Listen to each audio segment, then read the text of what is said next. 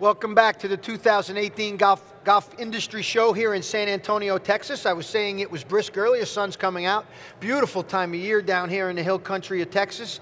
This GCSAA Live TV brought to you for those of you folks that don't have the ability to get here. We want to sort of give you more evidence to get yourself here, but at the same time connect you to the issues and the products and services on the trade show floor. So I'm continuing a conversation here with my pal Stacey Kingsbury of Kingsbury Consulting, formerly of Virginia, soon to be of Delaware, which is a very exciting development for you and Eric, leading the Plant Sciences Department at the University of Delaware.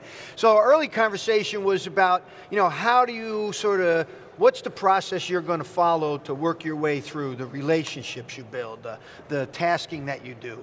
Today we're going to talk about how the sausage is actually made, right? I've actually talked about a few people about this, how you make the sausage. What are the details? And of course for us, because we work together, the relationship with you was critical. I have a whole bunch of other things I'm doing, as superintendents do. This was a part of my program. I wanted to make it a bigger part. But I relied on you to, everything's got to happen in a particular way. Otherwise, guess what? It doesn't happen at all. So, exactly. What kind of, from your perspective, how valuable it is to have a consultant, period? Well, I do think it's really helpful. I don't think to complete a BMP project you absolutely need to have a consultant, but there's a lot of different pieces, and there's points where having somebody whose focus is on this project and their highest priority can be really helpful. Mm-hmm. So there's a number of things, the consultant can keep the process moving, can organize the conference calls, document everything. Your consultant can also be an editor or even a writer, right. As we found out. Well, yeah, that's the value you brought, right? Because when we were tasking out, when we were thinking about the New York State project, I had talked to Peter because the New York superintendent set up a meeting with Peter to talk about doing this. There were 15, 16 superintendents across New York State in a room in Las Vegas and listening to Peter for a couple hours, which was quite an interesting experience. And as soon as he said, Eric Irvin's spouse helped us on this, and she used to work in environmental stuff in Connecticut. As much as I love Eric, I really loved you had an environmental background. That's where having to write. Now, the GCSAA, in the case of the template, some would say, well, they made it so we don't have to do that. So it really depends upon what you want to do with your document. It is possible, if what you want to do is copy and be done, you can. Is that really valuable? At the simplest, I would say the process is absolutely as important as what you write down. So just copying and saying you're done is probably not sufficient. But it is a way to go. It is a way to go. And there is a whole spectrum. So you could copy, publish, be done. You could write a full-length document like we did in New York and take a lot of time to do it, or you could do what Maryland did and what Nebraska is currently doing, and doing somewhere in the middle where you add some context. Obviously, you have to add the specific, state-specific regulatory information, so you have to have somebody to do that. Okay. A consultant could do that. Yes. Maybe a university staff could do that if they wanted to. That's right. Anyway. But no matter who does it, and we can get more details if that's where you want to go, but no matter who does it, it seems to me what you're saying is you have to have a sense of what it is you're attempting to do. You do. And that comes to the word that you and I have working together in 5 or 6 years now. Every project has to have a scope of work. What is the scope that are the expectations that everybody agrees so that when you're going in that way, everybody's pulling in the same direction. So what is the advice you give people? First of all, you just laid it out for them. How do you scope out a job like this? Right, so what I'm going to, moving forward, tell people, tell me at the front, make sure you've done your homework before you hire a consultant. Know exactly where you want to end up on that spectrum. Be very clear on who's going to be doing what. So, for example, if you're working with the university staff, the extension, make sure you know, are they writing the whole book? Or to meet your goals? Are they going to do some of it? Are they just going to be a reviewer? Do you need a consultant then to come in to achieve the goals that you set out? Do you not? If you're not going to hire a consultant, who is going to do the things that maybe nobody really wants to do, like take the meeting minutes and document everything and do the review. Yes, because when you get funding to do it, and you commit, because all of these organizations to some degree are going to have a commitment of time and money.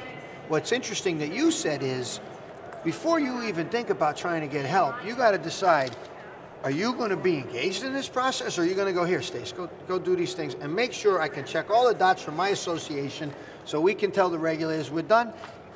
And that's one way to get your state on the map and listed and checked off. You and I know from a pretty in-depth version we've been into in New York, we always looked at doing it as the beginning of the process. So tell me, let's go back and so everybody can understand what you have told me and taught me. So I'm just going to ask you to say it to everybody else. That getting to that first draft, that sort of document that has finally congealed multiple authors in our case, conceptual ideas that then become chapters of things. Let's talk about the path to that first draft. Right, so now, the GCSAA TurboTax approach, sort of, right? Helps you with some of that. It does. It doesn't do all the work. Isn't it great? Then are they doing the dog again? I don't see a dog yet, no. They were doing the dog and the geese earlier. I know, they should have goats. That's right, herding goats. So getting to that first draft is critical, because it's also 80% of the work and 80% of the cost. If you get a solid first draft, the rest takes care of itself. It's sort of on autopilot. That's right. But getting to that first draft is important. You have to think about what's unique to your state, what are the needs that your state has that maybe isn't reflected in that TurboTax approach. And for an example, in Nebraska, groundwater protection is very important because of the Ogallala Aquifer, so that's its own chapter now, because it really highlights the fact that that's important. It isn't kind of buried in a different chapter. That's right, and we had that discussion with the BMPs in New York because of the additional restrictive environment that the Long Island superintendents fall under, right? And we also have some patchwork legislation relative to fertilizer issues, which of course are a critical component of it as well. So we're already halfway through Yak, and I want to get through some more things because there's two that are critical. I think we've talked a little bit about skills, but if you're a golf course superintendent, you're going to interview a few people to decide if you're going to partner. And let's assume you've done your due diligence and you are capable of reviewing a few consultants who respond to an RFP. Right, really do a professional. Many of our associations have those wonderful GCSAA regional reps who really focus on association management. And this is a critical component, is interacting. How do you know what's a good consultant? What are the skills they should be looking for? Because, I know how perfect you are, but not everybody's good. You only have so much time. You have goats to take care of. They can just ask you. So there's a number of different skills. You can have somebody who wants to, who facilitates your meetings. And that facilitation isn't just setting it up. It is really thinking through what's on the agenda, what's the process you need to even identify your goals and identify the steps in the process. So there's facilitation of both meetings, facilitation of the process.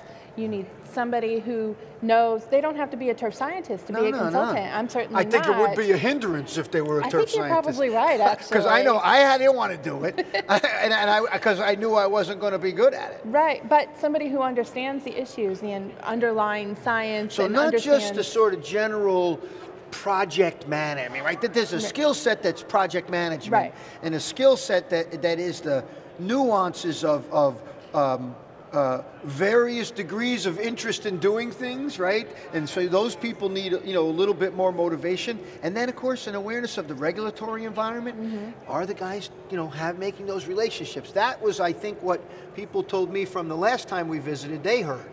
They said, boy, we have to have relationships with people who are regulators. Right. And I couldn't. Superintendents are going to have to crack a sweat to get this done. Even if they decide to just say, go do it. It's true. No one's going to care unless they have those relationships, should the unfortunate occurrence or, we are identified as a sort of chronic issue. Right, and that's one of the things I've been advising people from the get-go. Before you even start putting a pen to paper, start developing your regulatory relationships, and I know that from experience and how important it is, and also what the payoffs are when you put the time into it. It's really great for the superintendents to build that through this and then afterwards as well. Okay, so we got a little more to throw in the sausage, and that's the contract, right? And I look at what, again, I'm a student of watching you do it deftly and trying to make sure we kept up our end of the deal, is ultimately you got to have a contract because you got to have accountability. You have accountability to the people that might have funded it. You might have accountability to the map that the GCSAA's put up there, and Brian and you and I were talking, man, maybe it's this, maybe it's that, whatever. I don't care how many colors it is. The goal is to get it done by 2020. Somebody's going to have to foot the bill unless superintendents want to do this. And I don't think that's why the money came in, so they could hand things off. What are contracts like? So I work in different ways with different clients depending upon how formal we need the process to be. So I am comfortable working without a contract as long as I understand the scope. I think contracts force you to be very detailed on the scope, so that might be a way really to make sure that everybody understands who is doing what and how many hours it's going to take. If the scope changes, obviously the cost changes. You know, if, for example, if you tell me you're just going to be the facilitator for the process, but then I end up doing more than that, you know, I can't work for free. No consultants, you know, nobody works for free. Nobody works for free. Well, yeah, I mean, but yeah. We all put our time into it, Exactly and right. you know, want to make the best possible Exactly right. product for the client, no matter what that is. So, you know, I'm very committed to doing a good job, but I also, you know, can't just work for free either. Right. But so yeah, and so this is an interesting part of the relationship because I've, you know, interacting with you, I've sort of seen you as we've worked on other projects, and we've talked about other projects that I'm working on, that you're working on. Mm-hmm. There's a lot of pitfalls in these situations, right? Where, okay, you think you understand the scope of what you think you heard them say, and you think everybody agrees to the thing we think we're going to produce. How many things is that? I mean, right, Dr. Seuss has exactly. written a song about, you know, the things I thunk. That sounds ripe, and then you don't have a contract. And it's like, wait a minute. Whoa. And they budgeted a certain amount of money. Is it a place where pitfalls occur? It absolutely can be. You know, you can, as long as you have a good relationship, I think pretty much anything can be worked out.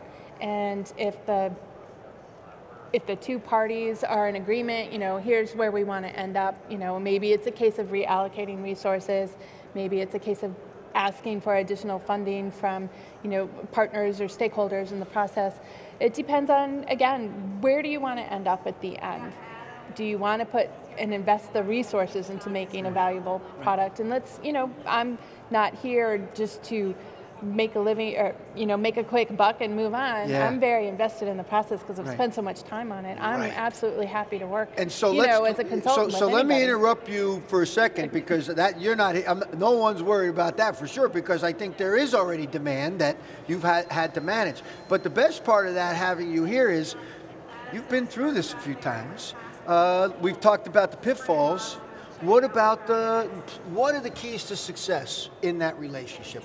From what you've seen, you've done Nebraska now and Maryland, played around maybe looking at other situations. We got a couple of minutes left. We want to start wrapping it up soon. So what would you say are the keys to that effective consultant association or BMP project? Right, so going back to the beginning, know where you want to end up, figure out what the process is, be very clear on expectations, communication, and, you know, if there's issues that come up, just be flexible on both sides. And, you know, that's the way I would like to operate with my clients. That's right, but back to the scope issue. I want to make sure we have said that word enough and it's not related to mouthwash.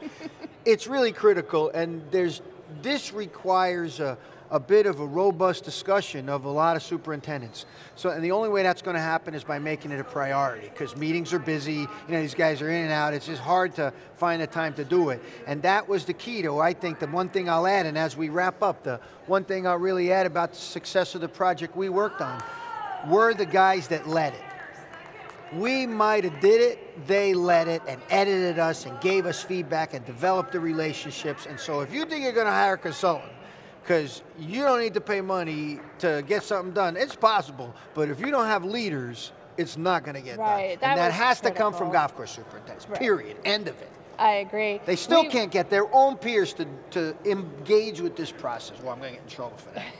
We got to wrap it up. Anything left?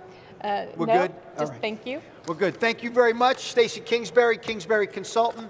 I'm Frank Rossi. This is the GCSAA TV live studio here in San Antonio at the 2018 Golf Industry Show, brought to you by Lebanon Turf.